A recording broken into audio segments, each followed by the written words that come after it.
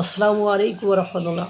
যারা মনে করেছেন বা সরকারি দল যদি মনে করে থাকেন যে বাংলাদেশের 16 কোটি মানুষ মুসলমান, 2 কোটি হিন্দু বা সংখ্যা লঘু, তাদের প্রতি খেয়াল না করি, আমরা আমাদের মতো সংসদে যেমন পেছনে ক্যালিগ্রাফিতে আল্লাহর উপর পূর্ণ আস্থা এবং বিশ্বাস লিখে রেখেছেন, বিসমিল্লাহির রহমানির রহিম লিখেছেন, তারপর সংসদ অধিবেশনে গীতা পাঠ করেন নাই এবং 26শে মার্চ অনুষ্ঠানে গীতা পাঠে বাধাগ্রস্ত তার প্রতিকার কী করেছেন, এগুলো করছেন না।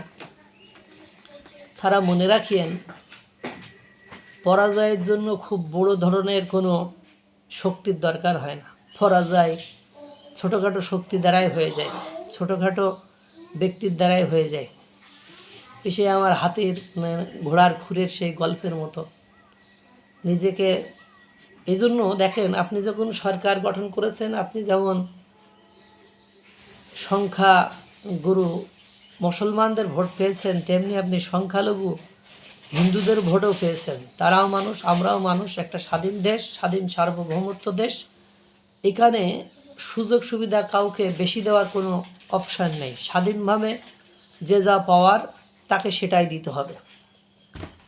আপনারা জানেন, হিন্দুদের ধর্মগুরু চিন্ময় কৃষ্ণ দাস ব্রহ্মচারীর কতদিন ধরে ডক্টর ইউনূসের অন্তর্বর্তীকালীন সরকার আটকে রেখেছে।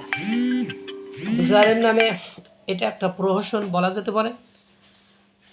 চিন্ময় কৃষ্ণ দাস ব্রহ্মচারীর মুক্তিসহ শফিউর রহমান ফারাবি সহ আরও যারা সনাতন ধর্মকে অবমাননা করেছে এবং সারা দেশে হিন্দু নির্যাতন, দেখেন, হিন্দু নির্যাতন হিউজ পরিমাণে হয়। আপনি স্বীকার করুন আর না করুন, স্বীকার করলে আপনার অস্তিত্ব থাকবে না।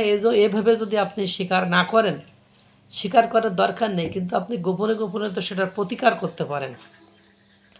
আপনি এই যে নির্যাতনগুলো হয়, এই নির্যাতনগুলো আপনি মিডিয়ার সামনে স্বীকার না করলে যদি আপনি ক্ষতিগ্রস্ত হন, তাহলে আপনি তো আইনি ব্যবস্থা নিতে পারেন। সেই অঞ্চলে যারা প্রশাসন আছে, আইন আছে, সেক্ষেত্রে তো আপনি ব্যবস্থা নিতে পারেন।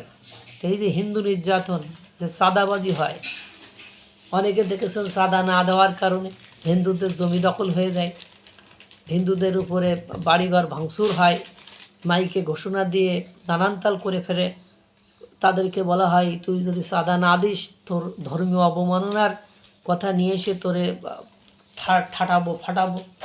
আর এখন একটা ইজি ম্যাটার, সামাজিক যোগাযোগ মাধ্যমে আমার মনে করেন ফেসবুকে ছবি আছে 500, ওখান থেকে সুন্দর একটা ছবি নিয়ে আমার নাম টাম তো ওখানে সব আছে, পরিস্থিতি সব আছে, একটা আইডি খুলে কিছু লোকের কাছে ফ্রেন্ড রিকোয়েস্ট পাঠায়। ওনাকে ঠিক আমি তো আর জানি না, বা আমি যদি আমার ছবি, আমার সব কিছু বায়োডাটা ব্যবহার করে যদি একটা আইডি খুলে ফ্রেন্ড রিকোয়েস্ট পাঠায়, তাহলে আমার যারা প্রীতিভাজন লোক, আমাকে যারা ভালোবাসে, তারা তো আইডি অ্যাকসেপ্ট করবেই। এবার ওখানে যদি আমি বা যে এই ফেক আইডিটা, এই ভুয়া আইডিটা করেছে, সে যদি ধর্মীয় অবমাননা করে, তাহলে আমার কি করার থাকতে পারে।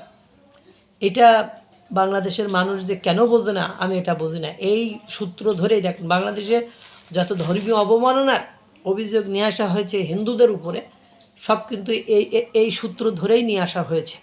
সুতরাং এই ধরনের কর্মকাণ্ড থেকে বিরত থাকতে হবে।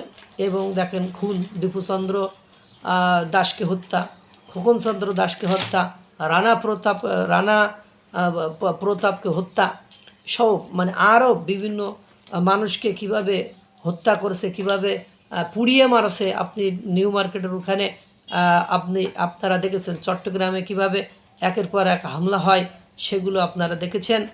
তারপরে দেশ থেকে বাধ্যকরণ, তারপরে ধর্মান্তর, তারপরে মন্দিরও প্রতিমা ভাঙচুর। প্রায় দেখবেন পূজার সময় আসলেই হিন্দুরা মন্দির ও প্রতিমা নিয়ে আতঙ্কে থাকে, কখন কে এসে ভেঙে দেয়।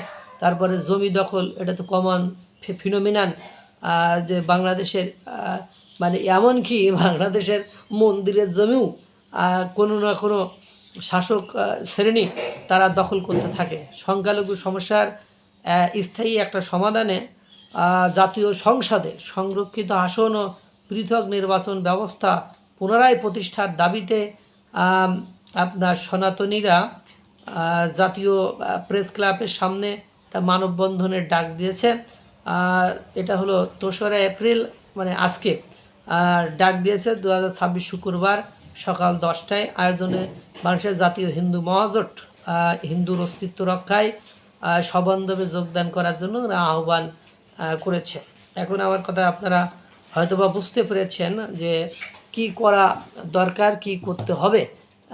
কারণ আপনি যদি এই বিষয়টিকে নজর না দেন তাহলে সেটা একসময় হয়তোবা গোদের উপর বিস্ফোরা হয়ে দাঁড়াবে।